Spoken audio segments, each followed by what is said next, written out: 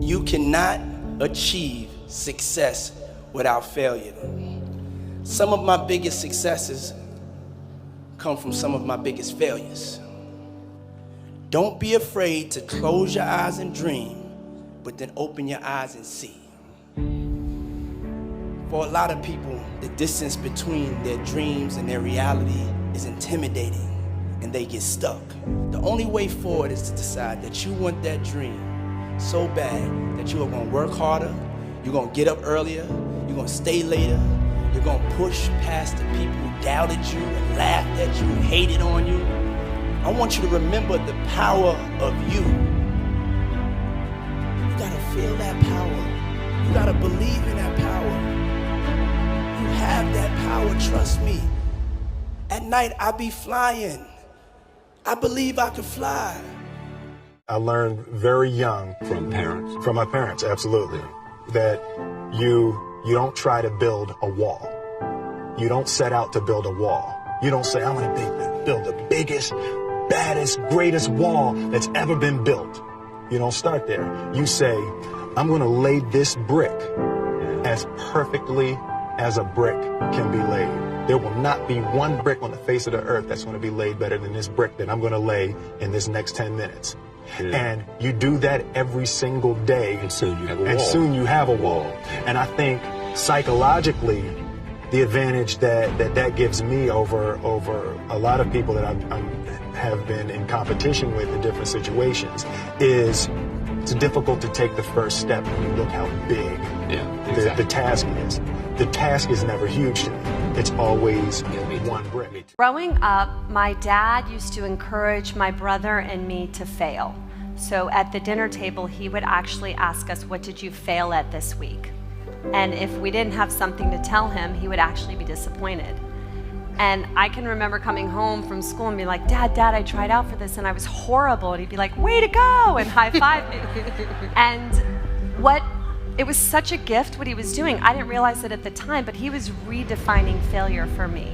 And so failure became not about the outcome, but about not trying. And so, the fear of failure, as we all know as entrepreneurs, is one of the greatest fears in life. It's one of the things that stops us in our tracks and keeps us from trying something. People say you have to have a lot of passion for what you're doing, and it's totally true. And the reason is because it's so hard that if you don't, any rational person would give up. It's really hard, and you have to do it over a sustained period of time. So if you don't love it, if you're not having fun doing it and you don't really love it, you're going to give up. And that's what happens to most people, actually. If you really look at the ones that ended up being successful, unquote, in the eyes of society and the ones that didn't, oftentimes it's the ones that are successful loved what they did so they could persevere when it got really tough. And the ones that didn't love it quit because they're sane. Right? Who would want to put up with this stuff if you don't love it? So it's a lot of hard work, and it's a lot of worrying constantly. And if you don't love it, you're going to fail. So you got to love it. You got to have passion. When my brother and I were starting our first company, instead of getting an apartment, we just rented a small office and we slept on the couch. And we showered at the YMCA. And we're so hot up, we had just one computer. So the website was up during the day, and I was coding at night. 7 days a week, all the time. If you do simple math, you say okay, if somebody else is working 50 hours and you're working 100, you'll get twice as much done in the course of a year as the other company. And now is the time to take risk. I would encourage you to take risks now. Do something bold. You won't regret it. Thank you. This world is such a, gimme. Everybody back off. Everybody's like, you taught that from school, everywhere. Big business, if you want to be successful, you want to be like Trump, gimme, push, step, crush. That's how it all is. And there's no way that these people should own planes and their people don't have houses, apartments, shacks, drawers, pants. I know you're rich. I know you got $40 billion, but can you just keep it to one house? You only need one house. And if you only got 2 kids, can you just keep it to 2 rooms? I mean, why have 52 rooms and there's somebody with no room? It just don't make sense to me. It don't. We gotta survive here. For us to survive here, white folks, black folks, Korean folks, Mexican folks, Puerto Ricans, we gotta understand each other. You need to do something. You need to check yourself and see how racist you are. You know what I'm saying? It's real. You know, I never took initiatives in my life. But now, I want to be more responsible and to be serious of how I want to live my life. What are the things I actually want to do? I think we should always do those things which we fear the most, because that's how we learn. And the day we stop learning, we stop growing. So get out of your comfort zone, take one step forward and decide, what do you want to do? Because there is no one in this world that is going to do it for you.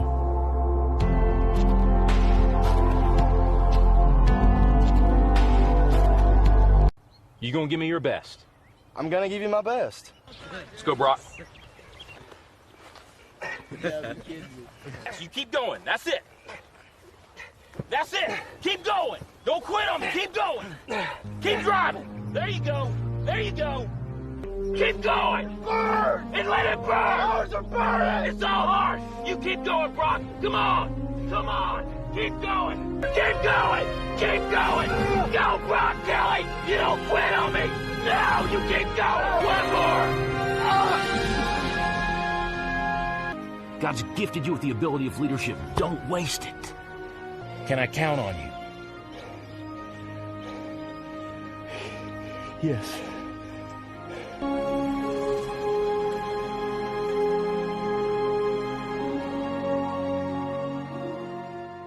I'll give you a great story. He said, well, this guy was failing out of high school, but he promised his mother he would take a test called the SAT. Well, this guy takes it. He's bombing. He's failing out of school. He doesn't expect anything.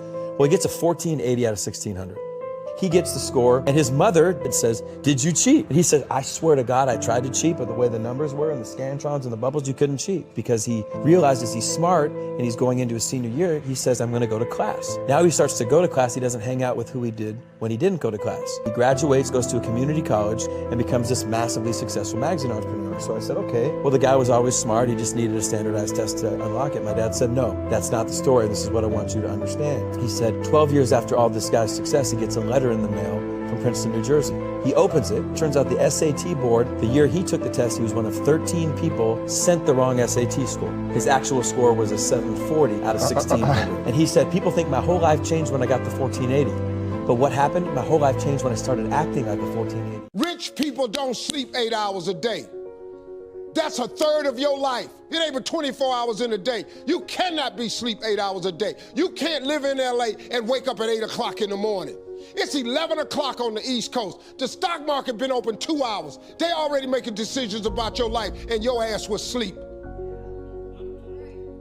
The Bible says, he who loves to sleep and the folding of hands, poverty will set upon you like a thief in the night. It's okay to not be okay. It's just not okay to stay that way. The one thing I know about emotions is that they change. 1 hour from right now, you will not feel the same way. And I want to encourage you tonight that you might be in your darkest moment. You might be going through hell and high water. It is always too soon to quit.